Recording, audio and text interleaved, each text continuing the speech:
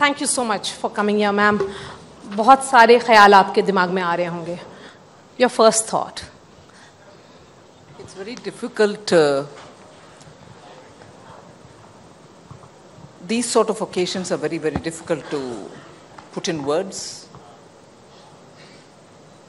It's very heart-wrenching. These kind of sacrifices cannot be quantified in any words. The families are going to live with it. Some of them I've met. I can only say that we are very fortunate. We live in a country which is very, very fortunate to have such brave sons. We're very fortunate. Over the last few weeks, you have been meeting families regularly. We have seen those images in which you have been very overwhelmed when you met them. Do you think a grateful nation, what can we do really? I'm not sure whatever we do is going to be sufficient, but we can never afford to forget. We can never afford to forget any of the families which have come here. And not just the ministries concerned, Home Ministry or the Defense Ministry, but I think as citizens, each one of us will have to, as many times, remember these families, because they've just stood up to the occasion. Their tears are never going to dry, and it was, after all, for our country. Ma'am, you are India's first woman full-time defense minister. Of course, Indira Gandhi had held an additional charge. How has your experience been as Raksha Mantri? It's very difficult again to express. It's been, I'm very fortunate, I would say, to be able to be in this position. It has its own, it has everything in it, in the sense, like they say, that when you have emotions, there are about 9 different that you can identify. Every such emotion is involved when you're dealing with the Raksha Mantralaya. So, whilst your bravery for the soldiers and their bravery that you can talk about, it also means a lot more in terms of compassion, in terms of understanding, in terms of empathy. So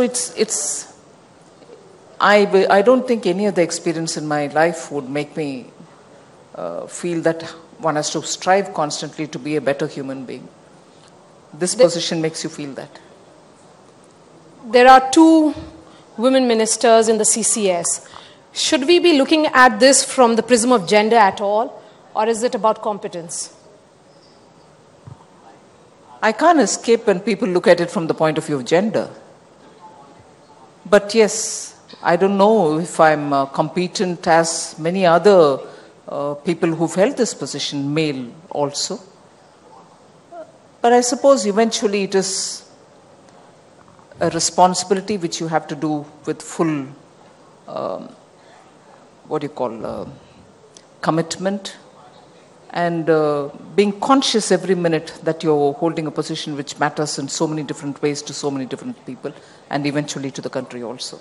So I think being there fully is more important, and my gender shouldn't matter there. Is this an indication that other male bastion ministries, such as Home and Finance, it's only a matter of time that we'll see women ministers there? I think so too. There's just no line that has to be kept up. There's no need for this cannot be held by women kind of a thing. I suppose any ministry can be held by male or female. And if you ask me, women and child welfare also need not be reserved for women only. Yes. I was about to ask you that question, that you think the time has come also to break that notion that even a man can hold charge of women and child development ministry? I think so, because when you never gave anything for women, you at least had to give women and child welfare. But if you are able to find women who can occupy other positions, I suppose it will have a greater parity if men also can be there and do justice to women. So, why not? Ma'am, you had said that there is no relationship between the airstrike and elections, but increasingly we are seeing that the BJP leaders are claiming credit for the aerial strikes. BJP leaders are taking credit for what? For a decisive leadership. which, when the need arises, doesn't sit back wondering what will the globe tell us, what will happen to any repercussions or fallout, what will be the collateral damage. All these considered, we have a leadership which takes the call. So in case if BJP wants to take credit, what's wrong? It's for the sake of the country. Here is a leadership, here is a party, here's a government which has put the country's priority on top of the agenda. It has not played politics for the sake of anything else. So would you say in 1975? When Pokhran happened, Mrs. Indira Gandhi did it for the sake of votes and she didn't do it for strengthening India? I think these convoluted arguments, if they are in power, it's one thing. If somebody else is in power, oh my God, I don't want to give the credit, is now seen through by the people. But Pakistan being invoked in every election speech, is it about generating fear, that there is an enemy such as Pakistan? Or is it more about instilling confidence in Prime Minister's leadership? It's more about saying without fear or hesitation or some reservations in your mind that there is a neighbor who's just there, who's constantly encouraging terrorists who seem to enter this country and do all kinds of dangerous things. It is naming them instead of saying some country across the border, which is what we've been hearing in this country, across the border. Who's across the border? Why can't we say it? Very clearly we have evidence to show that terrorist camps are there. So today, that culture of across the border languages very clearly saying, it is Pakistan. You have the facts, why not say it? What is this whole wishy-washiness about it? You have set a new template in dealing with your neighbor, Pakistan. With Pakistan. With Pakistan. There, in 2016, it gets into a system so much, it's even within a minute, Maria is not able to get out of that. 2016 surgical strikes, 2019 aerial strikes. You have set a new template. I'm trying to understand, but this hasn't really acted as a deterrent. Well, you have a, for want of a better word, you have a habitual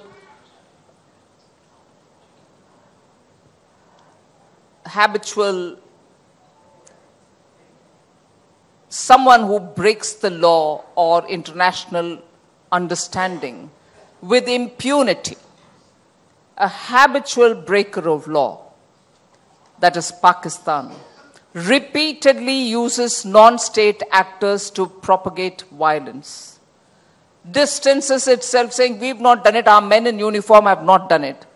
But that has been supported by the men in uniform in Pakistan is now globally known. So, for a country which repeatedly violates international norms of bilateral relationship or interstate border related matters, you have a fact before you.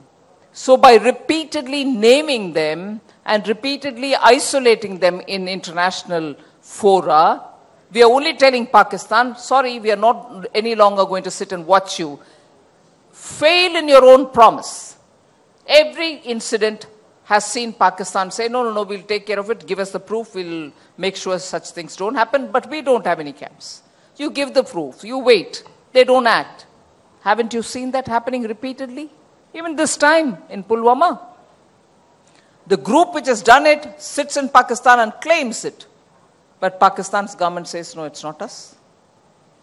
So, by repeatedly naming and also isolating them in the international fora, you're only making it obvious. You had said that Bofors brought Congress down, Rafale will bring Modi back. But increasingly, in electoral discourse, Rafale is not being discussed. It is about Main Bhi Chaukidar. Which is very clearly that Rafale was not a corrupt case at all. Which was that Rafale was being whipped up for false propaganda and for fakery. Which means Rafale, from the beginning, they knew was nothing at all which will rise as an allegation. And therefore, now with Supreme Court, CAG, Parliament, everybody having answered it, it's died down. Not a natural course. They would have appeared to be absolutely foolish if they kept talking about it. So they've now moved over to talk about Chaukidar. Talking about Maybe Chaukidar, since you have come from that event that was held of the Prime Minister, that Maybe Chaukidar, the opposition says that that is what the government has given to the country. That you are trying to talk about nationalism, national security, not as much as important issues such as jobs. You have been a commerce minister yourself, ma'am. Yes. And I think they are partly right. That's what we've given this country, is to make every citizen feel that each one of us are a Chaukidar to the national resources. We shall not allow people to loot national resources. We shall not allow people take taxpayers' money with impunity and sit with it. We shall, each one of us, perform with such honesty that this country's natural resources or the taxpayers' money will be spent on the right thing. So like the Prime Minister rightly said today, Chaukidar is not that each one of us wear a topi, have a lathi in a hand and blow the whistle with a badge or something. It's more the spirit that all of us are trustees of this country's property. We may as well behave like one. We have to take care of it rather than loot it. That's the spirit which the Prime Minister is pushing ahead in this campaign. And all of us are extremely proud to associate ourselves with it. For the first time in this country, we have given a totally corruption-free government. And therefore, living up to the promise that we've given. We will give a clean administration. So that's what has been given. And that is why it is important. But Rahul Gandhi says that Prime Minister is Chaukidar of rich Indians who fled the country. Rahul Gandhi has also been calling the Prime Minister a chore. And I do not want to miss even one occasion to say two things each time he says this. Each time he calls the Prime Minister a chore, Chaukidar chore hai, when he says that, I want each one of us to remember two things. One, he has till today not shown any worthy proof to say what wrongdoing the Prime Minister has done, but goes on calling him Chaukidar chore hai. And who is this? Who himself is out on bail. Out on bail, not on a political matter. You know, sometimes when you protest, political disturbance happens, and therefore the government in power, which is, let us say, assume on a different political platform, arrests you, puts inside for a protest. 144 section is in place. You're not supposed to go and do protest, but you protested. Therefore, you were arrested. That's a different thing. Arrested and given out on bail, that's a totally different thing. Here, and I wish Maria, and I wish many senior colleagues of yours from this very eminent channel, if ever, like the way you have now with me, have a conversation with the Congress President. Please ask him, yes, what is it that you're out on bail on? What's the offense? Then you'll know the offense is exploiting and misusing public money to move to whatever the allegation says into his own trust or whatever. In other words, financial misconduct. And he is calling somebody a chore on whom there's not even an FIR. Not today, since the time he's been in public life. Sheer audacity and brazenness. Chaukidar stole the jobs of people. That's what he says. He says Chaukidar gave 30,000 to some particular individual. Please give us proof. Show us something initially. So Kahani, you go on saying, thinking that people will listen to you, is proven completely wrong. And I don't know whoever is advising the Congress President, he's not doing them, they are not doing a favor to Congress President. It's just not done. A responsible party's president, I would have thought, will do a lot more homework before he talks. But the question of jobs, since you jobs. have been the Commerce Minister. Absolutely. On jobs, I think there's been a lot of debate, some of which is very important for us to understand. It's not just today. This country never collected data on anything other than formal jobs. organized sector jobs. And that itself is a limitation. Not more than 12 to 15%. I'm not sure whether it is 12 or 15%, but not more than 20% of the entire country is in formal sector. What happens to the rest 80%? We don't even have any data. In the 80%, if you've increased the numbers by providing them with a lot of finance, credit without security being taken like the Mudra roll, how do you account for that? How do you take that on board? If sectoral growth is also monitored, you'll know a lot of people now don't go in for jobs, but they take up entrepreneurship. In that, if we count it, I'm not sure if we are constantly right when we say jobs have come down. But Nirmala ji, if the government is sure that there have been alternate avenues created, then shouldn't that data come out in the public domain to counter this? You're right. Isn't that what is coming out when you say the total number of people who have taken Mudra loan? How much have they taken? And even if they don't employ anybody, they themselves are working. But for the amounts that they take and to run their own business, they will have at least 1 or 2 people more employed under them. Are these not jobs? What about Nyay? That is something that the reports are suggesting is getting traction on ground. How is the BJP planning to counter it?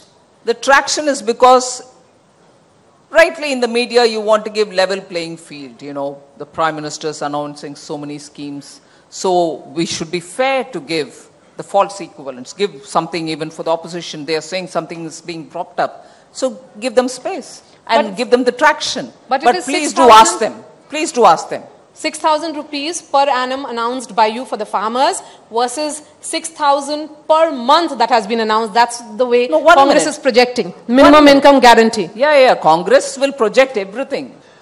Garibi Hattao 1971, projected by Congress. Failed by Congress. After that, every Prime Minister from that particular DNA, the Congress Parivar DNA, which I incidentally was shocked to hear, a very senior leader from the Congress party saying, first family of the country. I don't know how many of us want the first family here. How many of them consider them as a first family, but first family it is, and that's being imposed on all of us. So the first families, members, beginning from Mrs. Indira Gandhi, till the Nyay scheme, poverty is the pet theme. Not to eradicate it. Keep the number of poor the same, but allot money, which can go, like today the Prime Minister correctly said, he believes in direct benefit transfer. But the Congress party was running direct dalali transfer. So if direct transfers were happening, it was for the dalals. And as a result, poverty has not been reduced. Okay, since you are the face of the BJP in South, the decision that has been taken by the Congress party and the Congress president today about him being fielded from another constituency, and that is Wayanad. I think I can't comment on it. He's got every right to go any number of places and contest as long as the Election Commission permits. I think 2 is allowed, so he chooses a second. But very clearly it tells me one thing.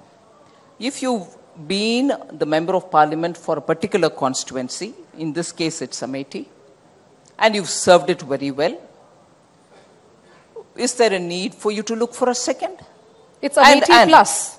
And second. I'm not saying you're leaving Amethi. I'm still saying second. And again, like in many ways, many different ways, the media plays a very fair game. Bring a false equivalence immediately to say, but Modi ji, came to Varanasi, contesting in Gujarat, but also came out. He was never in Varanasi before. He was never in the parliament before. The first time he chose to come to parliament, he didn't want to let go his own state, so he was there. And also because he was going to have to contest from the point of view, because at that time, what was the argument? Oh, Gujarat might accept him, the rest of the country may not. He proved that the rest of the country also will accept him. So he came out and proved. Now, but you have been in your constituency for 3 terms or 4 terms. Why would you want a second constituency? You, after all, proving yourself in the constituency in which you already been in the parliament. So this false comparison, looking for a second seat. No one questions his right. He can always choose. But to compare it with Modi ji, I'm sorry, it doesn't work. Ma'am, there are different versions emerging on the issue of Mi-17 crash on 27th of February in Budgam. One version is that it is a case of friendly fire. What is the MOD's opinion? I don't think I'll want to give an opinion, even if I have one in public here. These are things which the armed forces themselves will disclose at some time. Ma'am, you are concentrating largely on South India. There is an alliance that has been forged in Tamil Nadu. But don't you think that it weighs heavily against the rainbow coalition that you have worked out? Maria, but what gives you the feeling that I'm concentrating on the south? I was in Gurgaon this morning. I went over to Karnataka. Then I also went over to, parts of Rajasthan. I keep moving everywhere. I don't particularly concentrate talking about Tamil Nadu in particular, the rainbow coalition. I'm not even. I'm concentrating on Delhi. I am the Prabari for Delhi for the Lok Sabha election. Will we be seeing you contest these elections? No. That's very clear. Last question to you, and this is a question that we ask politicians because what's your assessment for 23rd? Well, didn't you quote me by saying, you said when you talked about Rafael, that Bofors brought them down, Rafael will bring them back, bring us back. Rafael will bring us back. Rafael, together with many other things that has been done in the last 5 years, will bring us back. Modi will become Prime Minister again in 2019. Nirmala Sitharaman, thank you so much for your time here. Thank you.